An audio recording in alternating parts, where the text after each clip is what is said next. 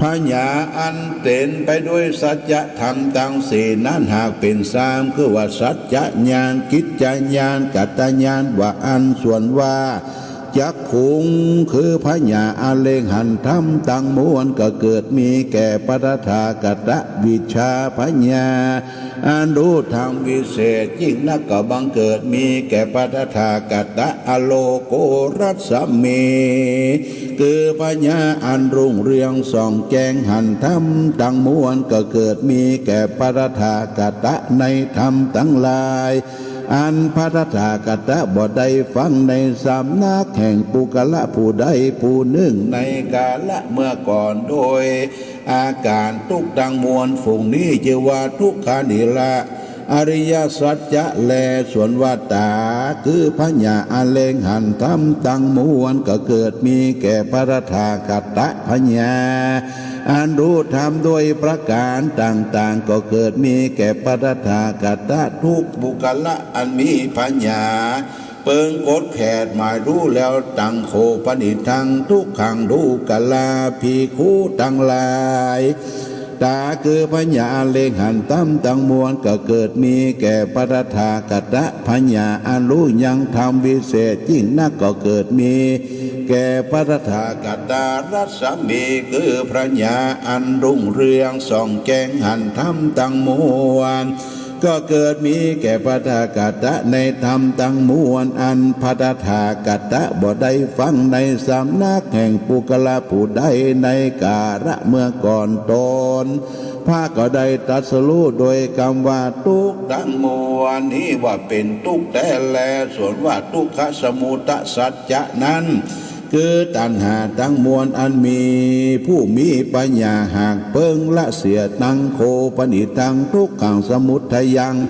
อริยสัจจะปหินันติส่วนทุกขสัจจะคือตัณหาทั้งมวลนั้นปตถาคตได้ละเสียแล้วแลอิตินิอิตังทุกขนิโรธังอริยสัจจันติเมภิกขเวดูลาภิกขุทั้งหลายส่วนวัตตาคือพญาอันเลงหันธรรมตั้งมวลก็เกิดมีแก่ปตถาคตอันพญาอันรู้ธรรมตั้งมวลก็เกิดมีแก่ปตถาคตพญาอันรู้ยังธรรมมาตั้งมวลโดยประการต่างๆก็เกิดมีแก่ปตถาคตพญาอันรู้ธรรมดวงวิเศษยิ่งนักก็เกิดมีแก่ปตถาคตรัศมีคือพญาอันรุ่งเรืองส่องแจ้งยังหันธรรมตั้งมวลก็เกิดมีแก่ปตถาคตในธรรมทั้งหลายอันบ่ได้ฟังในสำนักแห่งปุกละผู้ใดในกาละเมื่อก่อนพระตถาคตได้ตรัสรู้โดยคำว่าธรรมาธรรมชาติตั้งมวลได้ชื่อว่านิโรธอริยสัจจะคือนิพพานสิ่งเดียวแลภิกขเวดุลาภิกขุตั้งกายทุกขนิโรธอริยสัจจะนั้นคือนิพพานนั้นปุกระผู้มีปัญญาเปิงแจ้งตามดังพระตถาคตกธรรมแจ้งแล้วส่วนวัตตาคือปัญญาอันเล็งหันธรรมตั้งมวลอุทาปาติก็เกิดมีแก่ปตถาคตปัญญาอันรู้ยังธรรมตั้งมวลโดยประการต่างๆก็เกิดมีแก่ปตถาคตปัญญาอันรู้ธรรมดวงวิเศษยิ่งนักก็เกิดมีแก่ปตถาคตรัศมีคือปัญญาอันรุ่งเรืองส่องแจ้งหันธรรมตั้งมวลก็เกิดมีแก่ปตถาคตอันบ่ได้ฟังในสำนักแห่งผู้ใดในกาละเมื่อก่อนด้วยคำว่าปฏิบัติเข้าสู่นิพพานนั้นชื่อว่าทุกขนิโรธมินิปฏิปทาตังโคปนิทังทุกขานิโรธคามินิปฏิปทาอริยสัจจังภเวตัปปันติภิกขเว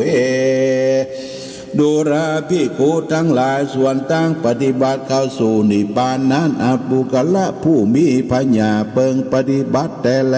ภิกขเวดูลาภิกขุทั้งหลาย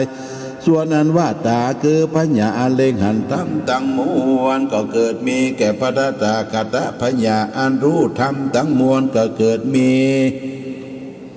แก่ปตถาคตปัญญารู้ธรรมโดยประการต่างๆก็เกิดมีแก่ปตถาคตปัญญาอันรู้ยังธรรม อันยิ่งนักก็เกิดมีแก่ปฐากตารัศมีคือพญาอันรุ่งพญาอันรุ่งเรืองส่องแจ้งหันธรรมตั้งมวลก็เกิดมีแก่ปฐากตะอันบอดได้ฟังในสำนักแห่งปุกระผู้ใดผู้หนึ่งในกาละเมื่อก่อน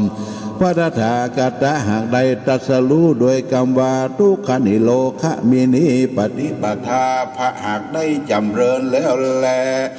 อธิบายว่าธรรมตั้งมวลอันเป็นสังฆาตะก็บ่ได้ฟังและเรียนในสำนักแห่งผู้ใดในกาละเมื่อก่อนพระตถาคตได้ตรัสรู้นังสัจธรรมตั้งสี่ด้วย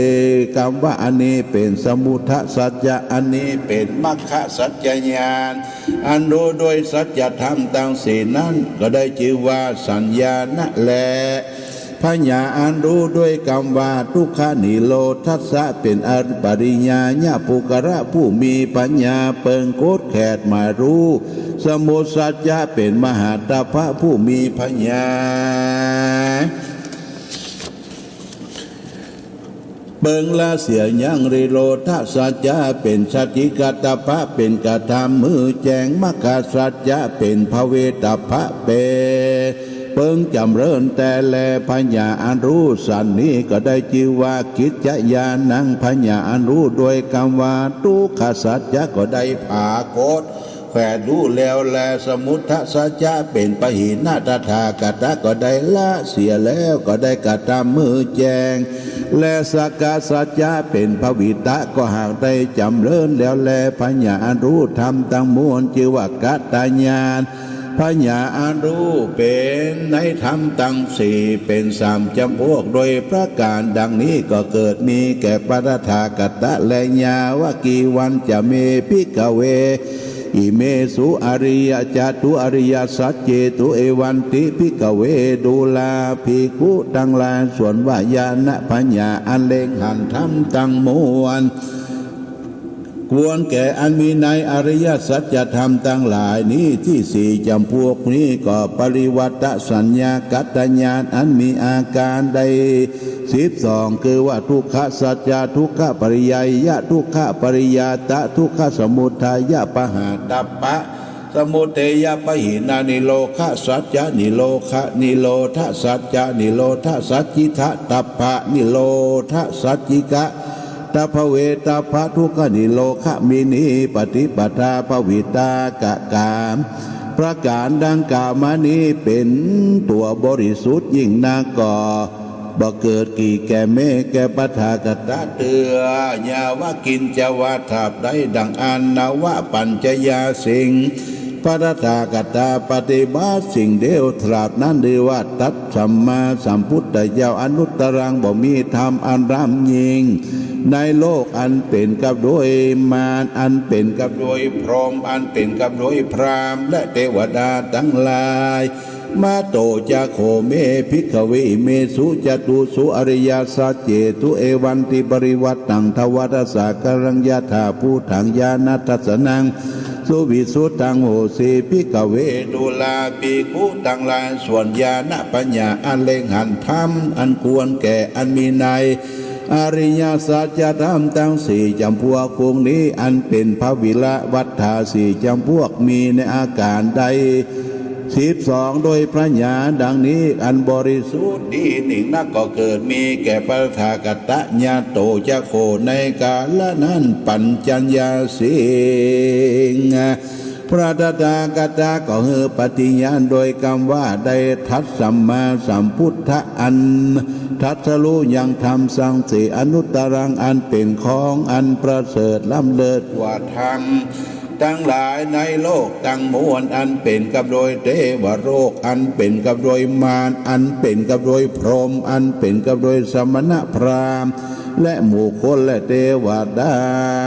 ทั้งหลายยานันจะเนวทัสสนังอุทาปาติดูแลภิกขุทั้งหลายส่วนญาณปัญญาอันเล็งหันทั้งมวลธรรมชาติทั้งมวลก็เกิดมีแก่ปตถาคตโดยประการว่าวิมุตติธรรมอรหันตพระคือสัพพัญญูตัญญาณแห่งปตถาคตกูปาวะเม อันมีกิเลสตัณหาบ่ละมั่งเสียใดขี่ย่างเกิดมาในปางนี้แห่งปรถากตะเอินนาขันติมาเป็นปางสุดปางซอยปฏิสันธิกำเนิดอันเจอเกิดมาแถมเล่าก็บ่มีแก่ปรถากตะในกาลบัดนี้แลอิธามโวจาภควาอัตตมนาเตปัญจวัคคียาภิกขุภควโตภาสิตังอภินันทุนติภควา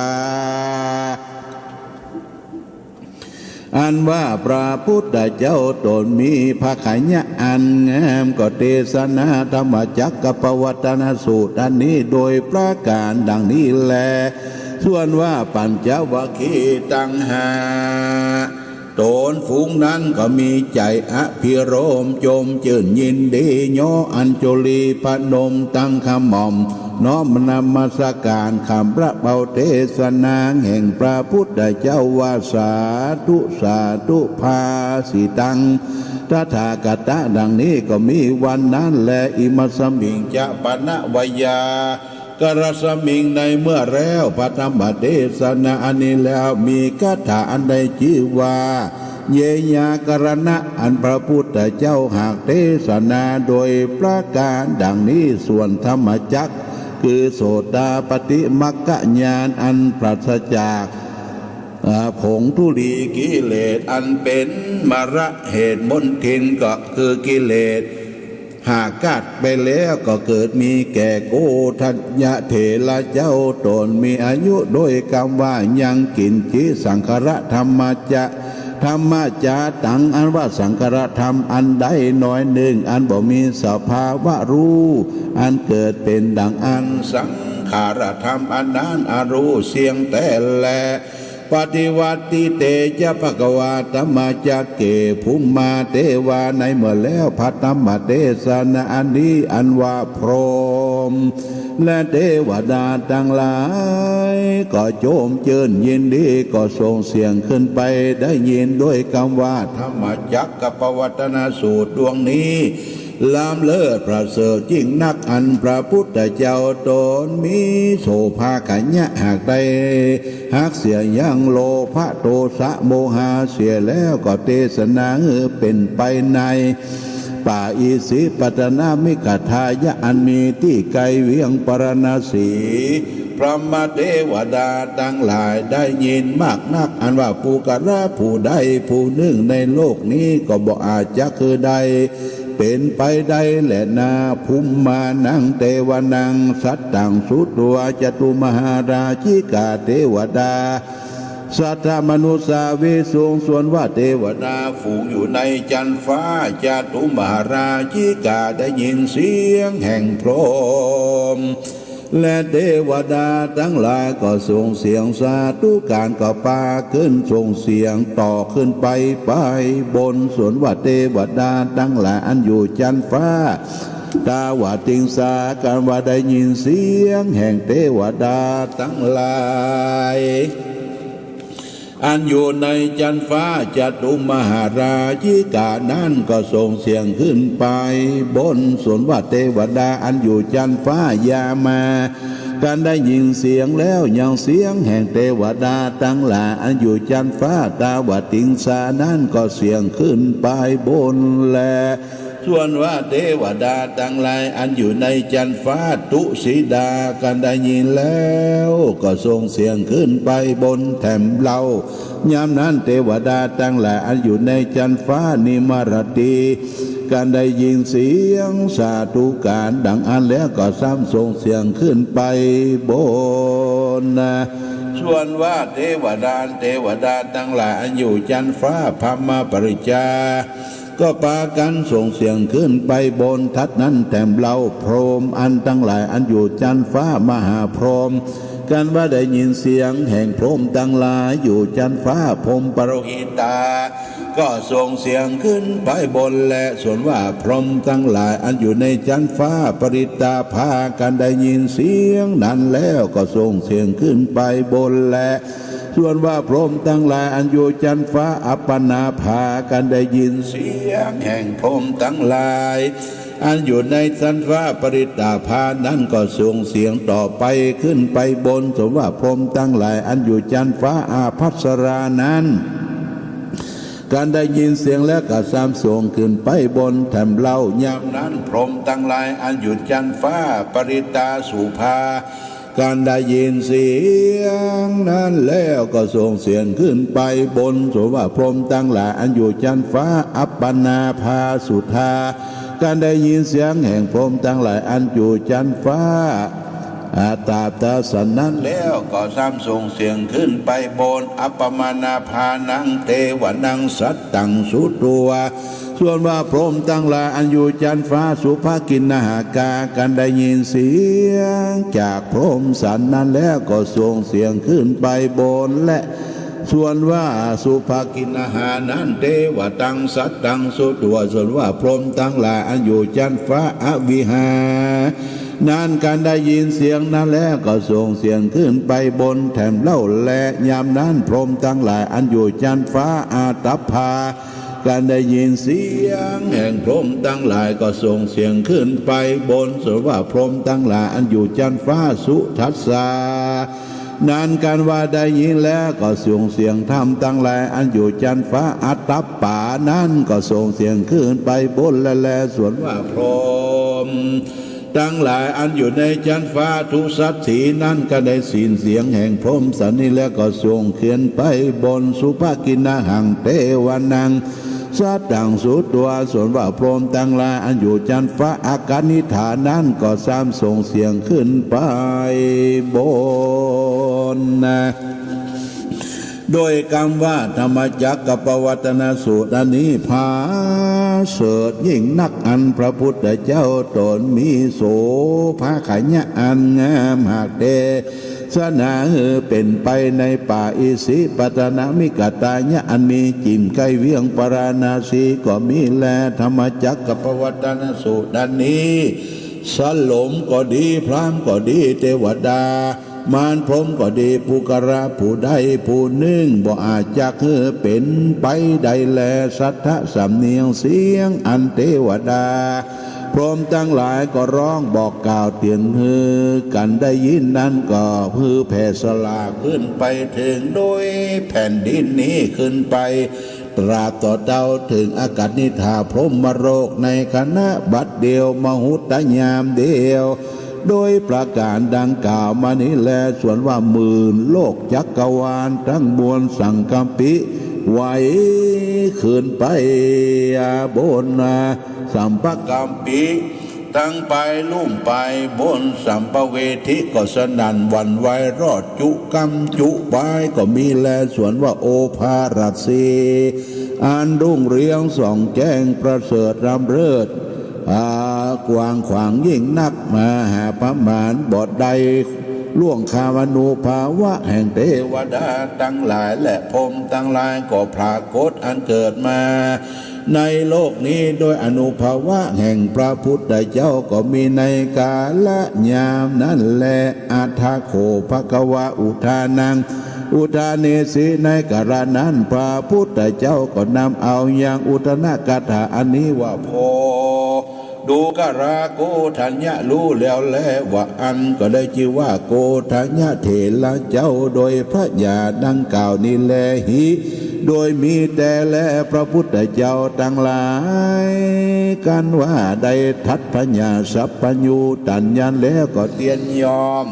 เทศนายังธรรมจักรดวงนี้ก่อนทำตั้งหลายเหตุดังอันโคตมะเจ้าแห่งเรา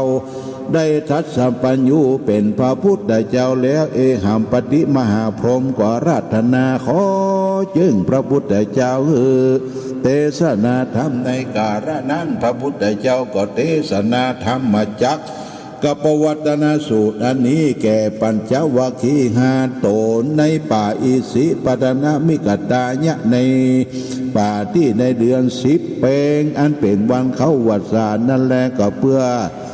ในเมื่อแล้วธรรมจักรปวัตนสูตรอันนี้ลำดับปัญจวัคคีย์ห้าตนส่วนว่าโกฏัญญะเถระเจ้าก็ได้ถึงโสดา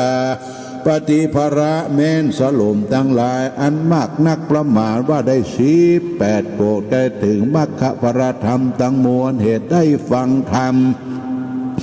มาจักกับปวัตตนสูตรดันนี้อันพระพุทธเจ้าหากเทศนาก่อนทำทั้งมวลประการหนึ่งผู้ใด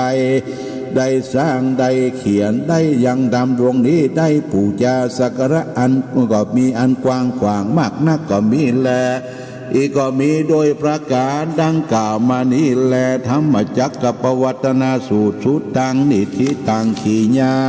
อันเตสนายังธรรมจักกับปวัตนสูตรก็บังโกมสมเร็จเสด็จญาติโยมท่านสาธุชนทั้งหลายได้ฟังธรรมจักกับปวัตนสูตรซึ่งเป็นธรรมกันหลวงกันแรกของโลกที่พระพุทธเจ้าได้แสดงคือแก่ปัญจวัคคีย์ทั้ง5ตนที่ป่าอิสิปตนะมฤคทายวันเมืองปารณสีญาติโยมธรรมจักรพอพระพุทธเจ้าแสดงปุ๊บเนี่ยเกิดดวงตาเห็นธรรมแต่กัญจวัคคีย์รูปหนึ่งซึ่งเป็นประธานก็คือพระอัญญาโกณทัญญะได้ดวงตาเห็นธรรมรู้แจ้งเห็นจริงในรสพระธรรมที่พระพุทธเจ้าได้แสดงเมื่อแสดงธรรมจบเนี่ยญาติโยมอินตาพรหมตลอดถึงเตวบุตรเทวาก็ฮือเสียงสุตะเสียงสาธุการพร้อมขึ้นไปพรหม16ชั้นน่ะเบิ้นต่อกันไปโอ้บัดนี้พระธรรมเทศนาอันยิ่งใหญ่ของพระถาคตเจ้าปรากฏขึ้นแล้วในโลกนี้แผ่นดินก็สนั่นหวั่นไหวฟันเฟือนไปมาญาติโยมนะก้องทั่วโลกทั่วจักรวาลนี่พระธรรมจักรนี่เป็นพระธรรมสุดยอดของพระธรรมเทศนาเพราะฉะนั้นญาติโยมเขาได้ฟังจบลงไปแล้วอันนี้เป็นธรรมที่เปิ้นเขียนไว้แปลไว้ให้เราได้รู้เรื่องรู้ราวลำดับต่อไปนี่หลวงพ่อก็จะได้สวดธรรมจักรโดยวันนี้นะสวดแล้วก็ทำน้ำมนต์คือแก่ญาติโยมนะบางทีในช่วงสุดท้ายอาจจะบ่าได้อู้จากันเนาะญาติโยมเพียงจะได้รับปอนที่เขาเป็นเจ้าภาพเจ้ากันเจ้าศรัทธาที่ได้เป็นเจ้าภาพเจ้ากันศรัทธาเนอปอดเทียนบ้านดงหลวงปุ้นก็เกียมตัวเนอเตรียมหยาดน้ำหลังจากที่หลวงพ่อคือมังคละมงคลได้สวดบทธรรมจักรจบลงไปเรียบร้อยแล้วนะตั้งใจอธิษฐานก็จะรับปอนพร้อมกันเอาละวันนี้เราก็จะได้ฟังบทสวดธรรมจักรกับปวัตตนสูตรแห่งครั้งหนึ่งญาติโยมนะเสร็จแล้วเราก็จะได้รับปอนก็เป็นอันเสร็จพิธีวันนี้โอ้ยืดยาวญาติโยมยืดยาวเพราะว่าเป็นวันดาวันแต่งวัน14ค่ำเดือน10วันพุธนี่ก็จะเป็นวันอาสาฬหบูชาเนี่ยญาติโยมเป็นวันเข้าพรรษาก็ตั้งใจเนอะสดับรับฟังพระสูตรอันที่พระพุทธเจ้าได้แสดงธรรมเป็นกันแรกของโลกเป็นลำดับต่อไป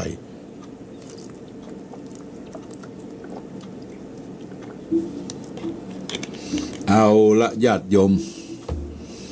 เติมน้ำมันน้ำดื่มน้ำไปอึกเสร็จแล้วก็จะได้อาราธนาเชิญเทวดาก่อนญาติโยมมาเป็นเทวดาเข้ามารับรู้อนุโมทนาเขาจะได้ฟังธรรมฟังพระสูตรที่พระพุทธเจ้าได้แสดงไว้กันแรกในวันเดือน10เปงวันพุธนี้นะวันธรรมจักรกับปวัตตนสูตรก็ญาติโยมตั้งใจสดับรับฟังเน้อเชิญเทวดาก่อน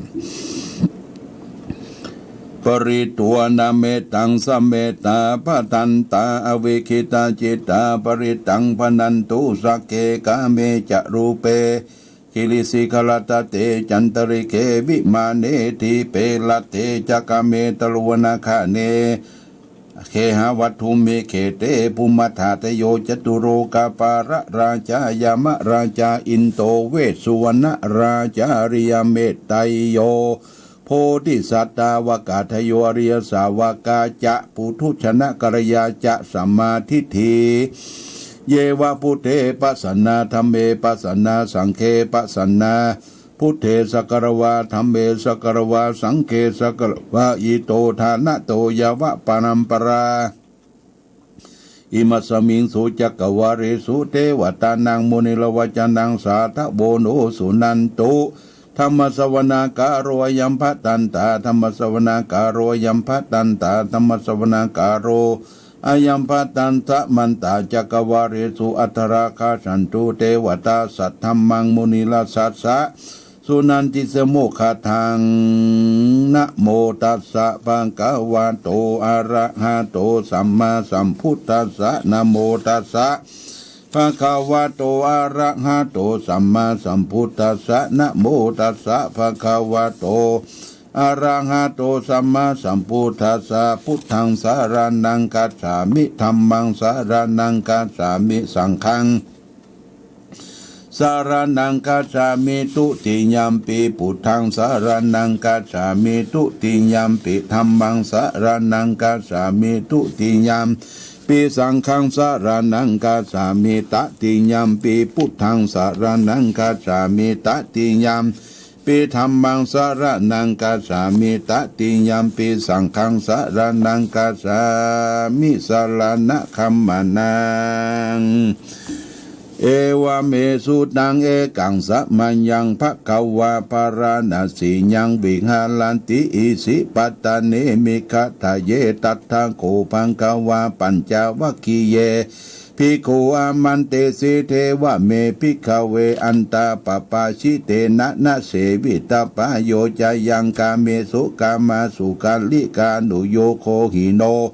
ธัมโมปุถุชานิโยอนะริโยอนัตตสันติโนโยจายังอัตตะกิลมัฏฐานุโยโคทุโคอนะริโยอนะสันติโนเอเตเตภิกขเวอุโป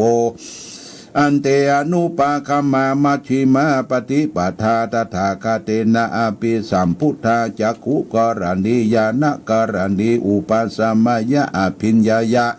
นิโพนายะสัมภนิพานายะสังวัตติกตมาจะสาภิกขเวมัชฌิมาปฏิปทาตถาคเตนะอภิสัมพุทธาจักขุกรณียานาการณีอุปสัมมายะอภิญญายาสัมโพธยานิพานายะสังวัตติอายะเมวะอาริโยตังกิโกมะโกสยะทีทังสัมมาทิฏฐิสัมมาสังกัปโปสัมมาวาจาสัมมากัมมันโตสัมมาอาชีโวสัมมาวายโมสัมมาสติสัมมาสมาธิอายังโคสาภิกขเวมัชฌิมาปฏิปทาตถาคเตนะอภิสัมพุทธาจักขุกรณียานะกรณีอุปสัมมายะอภิญญายาสัมโพธยะนิพพานายาสังวัตติทังโกปนาภิกขเวทุกขังอริยสัจตังชาติปิตุขาชราปิตุกามรณัมปิตุขังโสกาปริเทวทุกขะโทมนัสสุปายาสาปิทุกขาอปิเยสัมปายุโกทุโคปิเยวิปายุโกทุโคยัมปิจันนะลปฏินัมปิทุขังสังกิเตนะปัจจุปทานกันตาทุขังอิทังโคปนาภิกขเวทุกขสมุทัยโยอริยสัจตังยายังตัณหาโปโนภวิตานันทิลาคะสหกตาตถาพินันติติสยตินังกามตัณหาภวะตัณหาวิภวะตัณหาอิทังโคป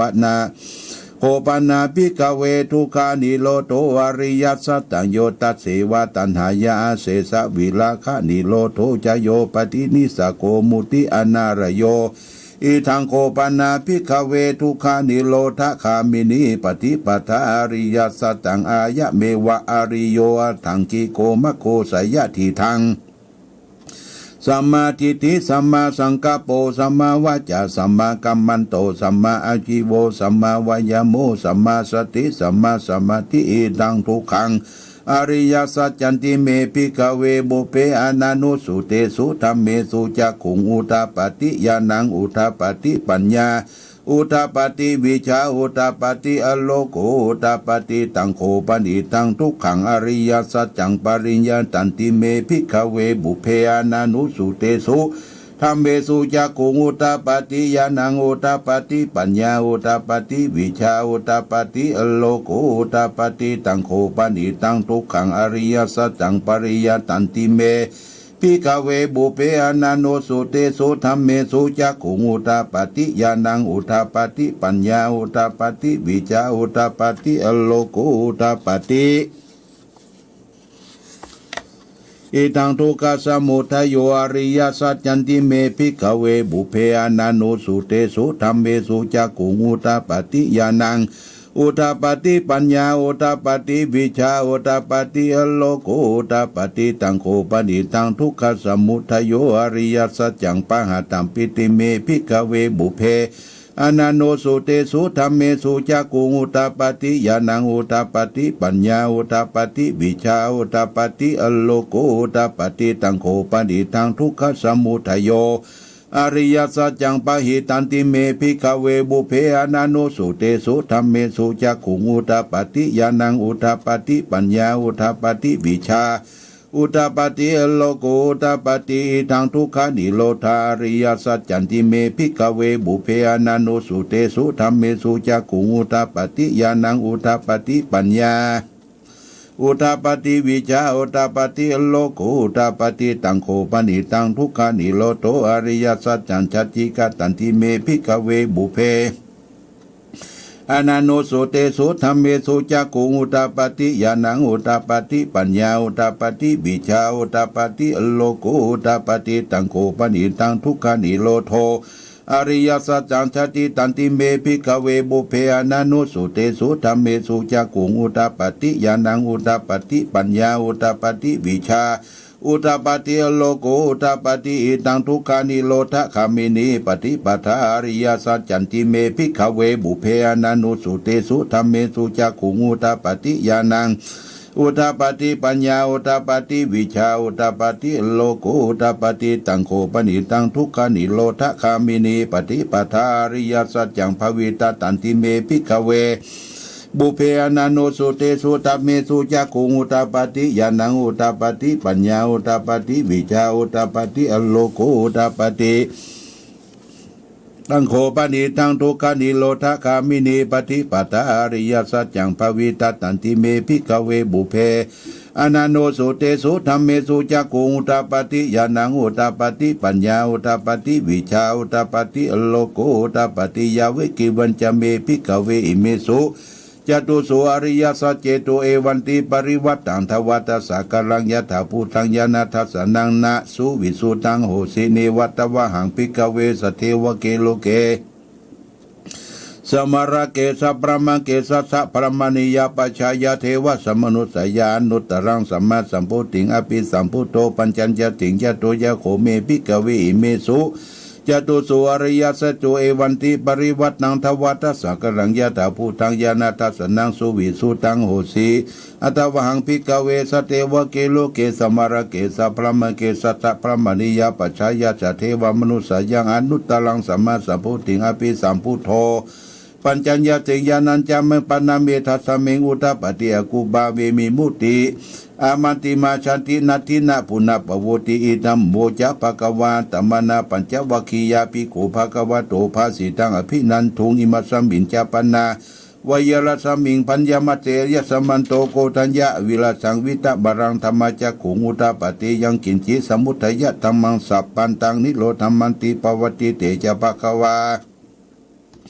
ธรรมจักเกภูมาเทวสามานุสาวิโตเอตัมภควตาปรณิสียังอิสิปัตเนมิคัตเยอนุตตรังธรรมจักกังปวัตติตังอปฏิวัติยังสมณีนวะพระมณีนวะเทเวลวะมะเรนวะพระมุนวะเกนะจีวโรกัสสมินติภูมานังเทวานังสัตตังสุตวะจตุมหาราชิกาเทวาสัตตมนุสาวิสุงจตุมหาราชิกานังเทวานังสัตตังสุตวะตาวะติงสาเทวาสัตตมนุสาวิสุงตาวะติงสานังเทวานังสัตตังสุตวะ ยามาเทวาสัตตมนุสาเวตุยามานังเทวานังสัตตังสุตวตุสิทาเทวาสัตตมนุสาเวตุตุสิทานังเทวานังสัตตังสุตวนิมารติเทวาสัตตมนุสาเวตุนิมารตินังเทวานังสัตตังสุตวปารินิมิตาสาวัตถิเทวาสัตตมณีสงปารนิมิตาสาวัตถินังเทวานังสัตตังสุตวพระมยิกาเทวาสัตตมนุสาเวตุเอตัมภควาตาภาราณสียังอิสิปัตตเนมิขทะเยอนุตตรังธรรมจักกังปวัตติตังอัปปติวัตติยังสมเนนวาพระมเนนวาเทเวนวาปัมบุนาวาเกณจีวโรกัสมินติอิติหะเตนะคะเตนะโมโหเตนะยาวะพระมะโรกาสตุอภูคันจิอายัญจะทะตติโลกัสตุสังคปิสัมปกัมปีฟัมปเวทิอัปปมโนจะโอราโรโอภัสโสโรเกปตัวโหสิอัตตกัมมิวะเทวานังเทวานุภาวานังอัทโกภะกวาอุทานังอุทานิสิอัญญาสิวัตตโพโกทัญโยอัญญาสิวัตตโพกันตุโยติอิติตังอายสมันโตโกทัญญาอัญญาโกทัญโยเตวะนามังโหสิติธรรมจักกปวัตนาสุตังนิทิตัง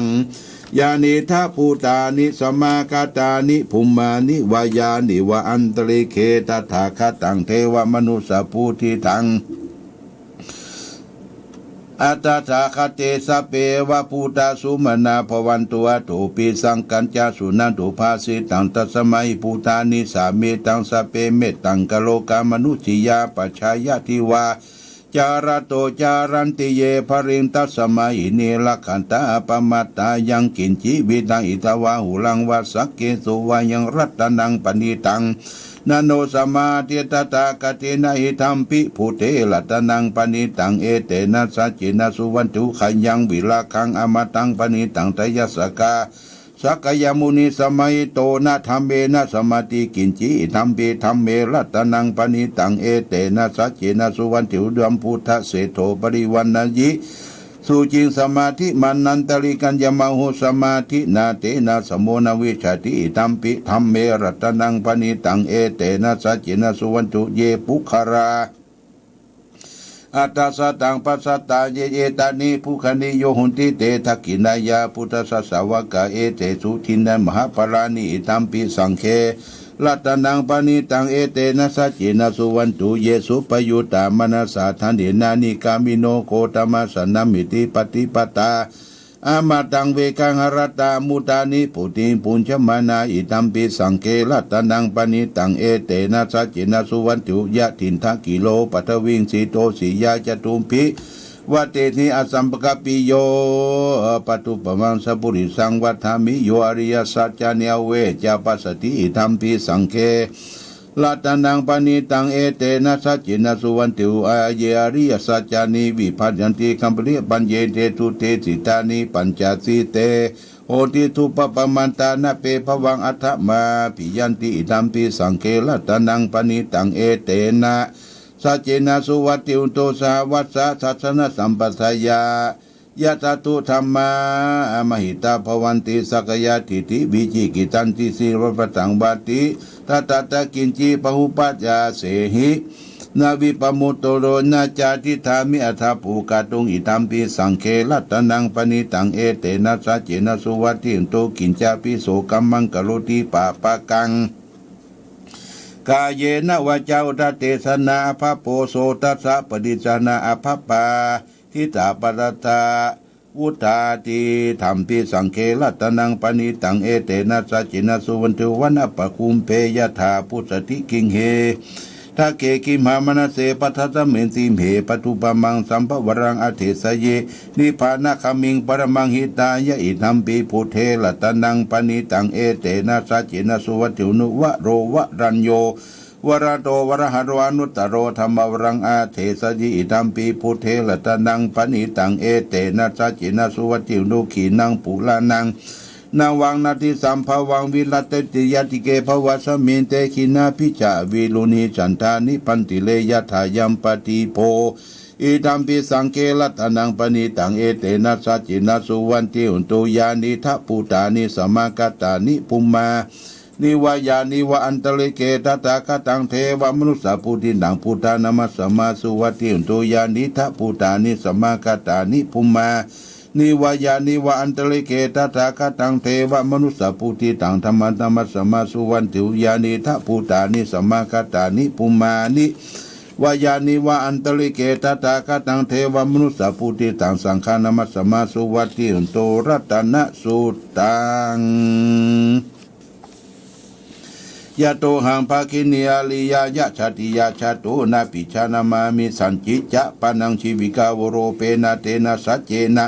โสติเตหนตุโสทะคภัสสะโพสังโฆสติตังคาโตธัมมานังวิจโยตถาวิริยัมเปติปัสสติโพสังฆาจะตถาปริสมาตุเบกาโพสังฆาสติเตสัพพสะสัพปติมนามุนินาสมัตตกัตถาภวิตาภุริกัตตาสังวัตตันติอภิญญายานิพพานายาจะโพธิยาเอเตนะสัจวัจเจนะโสติเตหุนตุสัพพตาอิกัสมิงสมัยเยนะโถโมคคัลลันนันจักกัสสะปังกิลเนทุเกเดตุวะโพสังเกสัตตะเตสดิเจจนังอภินันติเรากามุจิงสุตังคเนเตนะสัจวัจเจนะโสติเตหุนตุสัพพตาเอกทาธรรมราชาเคลันเยนะปิปิลิโตจุนทัตเถเลนะตันเยวะพนาเปตวานาสาทลังสมโมทิตวะจาภตาตัมหาวุธาทิธานาโสเอเตนะสัจวัจเจนะสุติเตหุนสุปตาปหินาเตจาภตาตินนันนัมปิมหิสินังมัคคหันตากิเลสะปัตตานุปฏิธรรมตังเอเตนะสัจวัจเจนะสุติเตหุนตุสัพพตายันตุนิมิตังอาวมังคลเนจามนาปุสกุณาสัสสะโตปะปะกะโหตุสุเปนังกตังพุทธานุภาเวนะวินาสัมปินตุยันตุนิมิตังอาวมังคลจามนาปุสกุณาสัสสะโตปะปะกะโหตุสุเปนังกตังธรรมานุภาเวนะวินาสัมปินตุยันตุนิมิตังอาวมังคลจามนาปุสกุณาสัสสะโตปะปะกะโหตุสุเปนังกตังสังฆานุภาเวนะวินาสัมปินตุ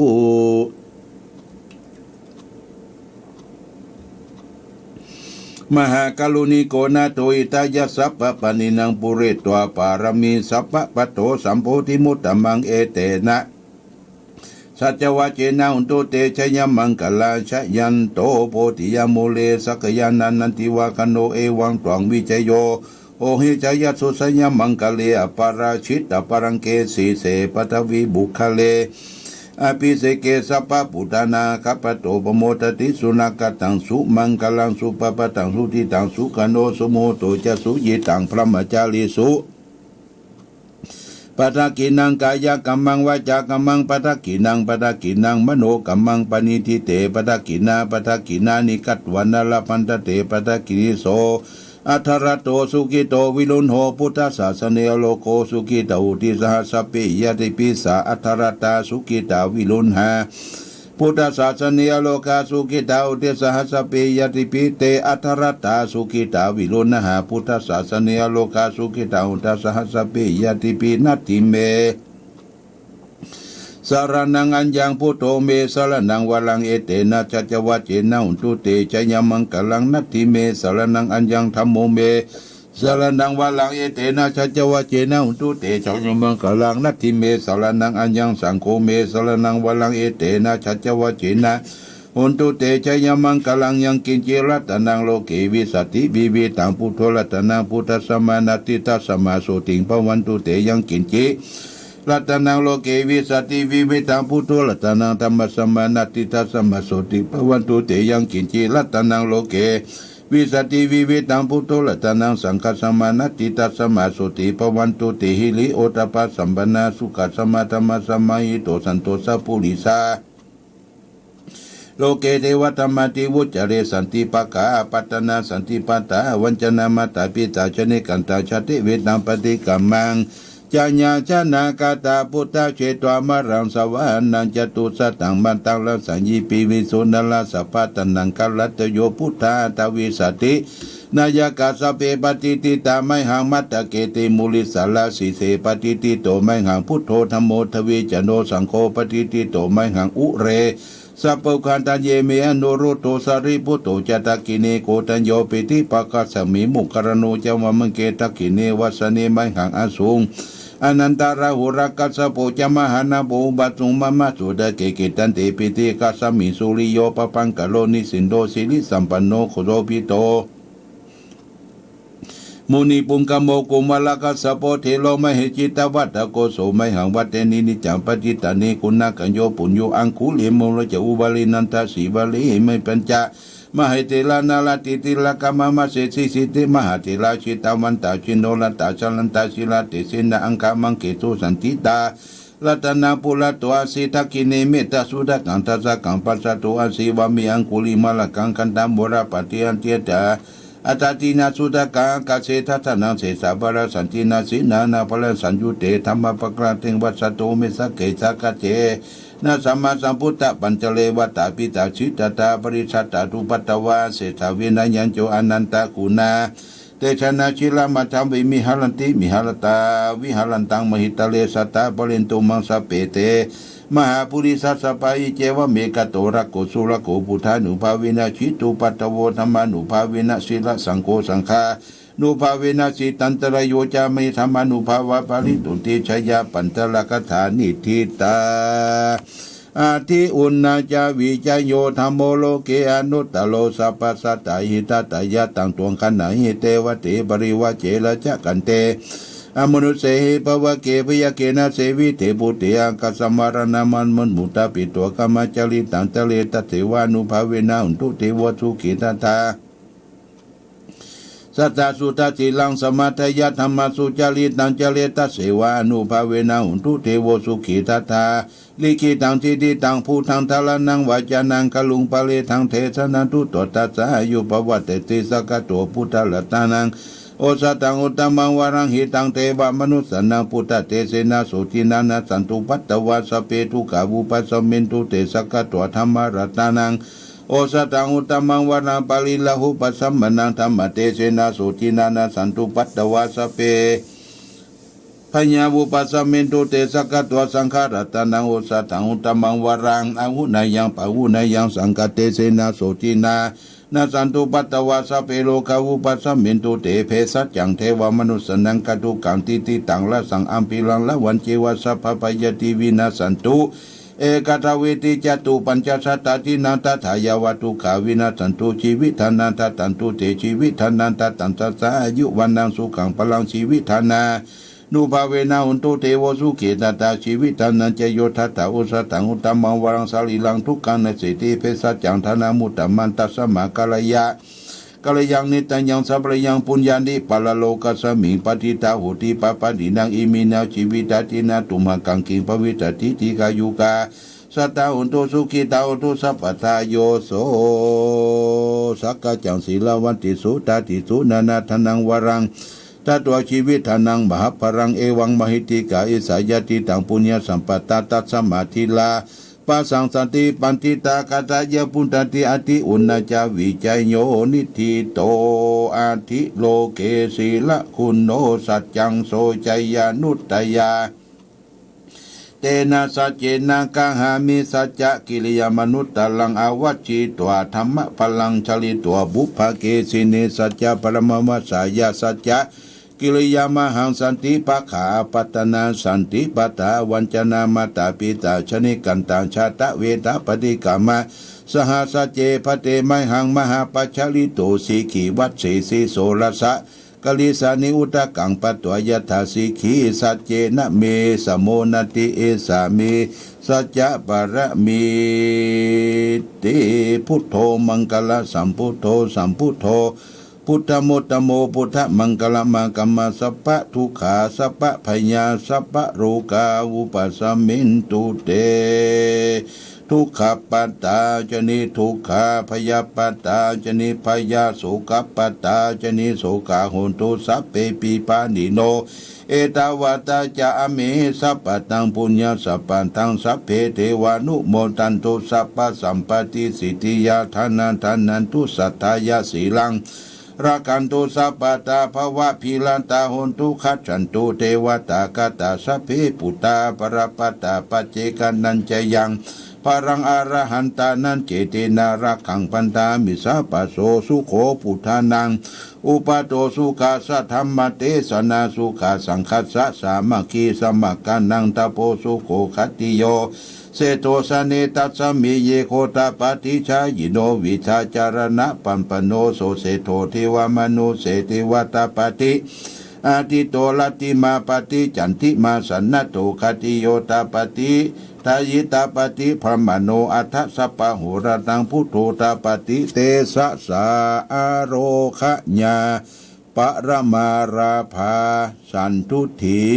ปรมังทานังวิสัสสะปรมายาตินิพพานังปรมังสุขังญาติโยมได้ฟังธรรมแล้วก็ได้ฟังบทพระธรรมจักรและก็บทสวดน้ำมนต์สืบชะตาจบลงไปเรียบร้อยแล้วเน้อญาติโยมนะทั้งนี้ก็ต้องขออนุโมทนากับเจ้าภาพเจ้าศรัทธาญาติโยมท่านสาธุชนทั้งหลายที่ได้ร่วมกันเป็นเจ้าภาพกันเทศนะกันเทศก็มีป้อสุเทียนลักยองเน้อบ้านหมู่ห้าบ้านดงหลวงตำบลวังผางอำเภอเวียงหนองรองละปูนอุทิศส่วนกุศลให้แก่ป้อเวคำแม่มาเล็กยองป้อนานคำแม่แปงกองสิงเน้อเตรียมหยัดน้ำเน้อเตรียมหยัดน้ำเน้อญาติโยมเน้อตัดนั้นมาก็มีป้อรถแม่เอ้ยตันทิมาบ้านแม่ห้างหลวงก็ได้ปูจากันเทศกันนี้เพื่ออุทิศส่วนกุศลให้แก่นายพิษณุพงศรีนุหลานจายหลานเขยผู้ลงรับดับกันลงไปป้อน้อยกเกษมแม่สันสมเบื้องเขียนญาติโยมสาธุชนเจ้าภาพกันเทศเจ้าภาพกันทำเจ้าภาพบริจาคสร้างธาตุเจ้าภาพบริจาคค่าไฟฟ้าสถานีวิทยุตั้งใจรับปอนเนอร์ยะถาวะเรวะหาปูระปาริปูเรนติสาครังเอวะเมวะอิโตทินังเปตานังอุปกปปติอิชิตังปฏิตังตุมหังคิปะเมวะสะเมนจันตุสัพเพปุเรนตุสังคปาจันโตปนารโสยะธามะนิโจติละโสยะธากุสละบุญญะเสบุญญะราศีเหล่านี้เจ้าภาพเจ้าศรัทธาได้สดับรับฟังพระธรรมเทศนาเป็นเจ้าภาพเพื่อจะอุทิศถึงแก่ญาติของตนเพื่อได้มาพัตตาอนุโมทนารับกองบุญกุศลเหล่านี้เพื่อได้ไปพุทธไปเกิดในสัมปรายภพที่ดีคือแหล่งล่าฟากฟ้ามหาเนรปานนั่นจุงจังมีเจโตปณิธาแม้หากกรรมกรรมภาธนาแห่งท่านเจ้าภาพท่านผู้ฟังญาติโยมสาธุชนทั้งหลายมีโดยประการฉันใดสเมนจันตุคือสมดังมโนไมไฟอ้างจะได้ลงของค้างสังเงียงสักประการนั่นจุงจังมีสมดังกรรมบาลีว่าอายัญจะโขทักษินาทินาสังคัมนิโสปฏิติตาหิทาทานาโสอุปกปฏิโสยาติธรรมโมจะอายังนิทัสสิโตเปตานะปูชาจะกาตาอุราราภรัญจะภิกขุนมนุปทินังตุมหิปุญญังปสุตังอนัปปกันติสัพปีติโยวิวัสสันตุสัพพโรโกวินาสันตุมาเตภวะตวนตรโยสุขีติคายุโกภวะอภิวาตานาสีฤทธะนิจังวุธาปจายโนจัตตารโอธรรมวตันติอายุวันโนสุขังพระรังจบเวลาพอดีญาติโยมข้างสัก2 นาทีเนาะก็ต้องกล่าวคำอำลากันละค่ำคืนนี้คงจะบ่ได้อู้จากันเนาะญาติโยมก็เวลาอันโน่นนานผ่านพ้นมาวันพุธก็ตื่นตั้งแต่เจ้า5 โมงก็ได้ทำวัดสวดมนต์ในวันอาสาฬหบูชาพอ8 โมงก็ไปรับญาติโยมศรัทธาที่จะไปตานขันโตกขันเข้า คือแก่ทุกเจ้าพระสงฆ์ตามวัดวาอารามไปตามแล้วจะปิกปอกวัดก็ได้เนอะการฟังเทศน์ฟังธรรมเขาก็ผ่อนผันกันไปเนาะฟังวิทยุนี่ดีกว่าญาติโยมเนอะฟังเทศน์ฟังธรรมทางวิทยุในโอกาสนี้ก็ขอขอบคุณท่านผู้ฟังทุกท่านขอให้ท่านทั้งหลายจงได้มีความสุขมีความเจริญมีความรุ่งเรืองความวัฒนาถาวรปราศจากสรรพทุกข์โศกโรคภัยเคาะตังเหนือขอจะได้มาใกล้เคาะตังใต้จะได้มาโปกเคาะตังบะตกจุงนำออกเมื่อนำออกแล้วจุงนำมาโจกปีโจกเดือนโจกวันโจกยามอายุปีอายุเดือนวันอายุวันอายุยามเพื่อแก่ท่านสาธุชนญาติโยมทุกท่านในวาระโอกาสที่จะเข้าพรรษา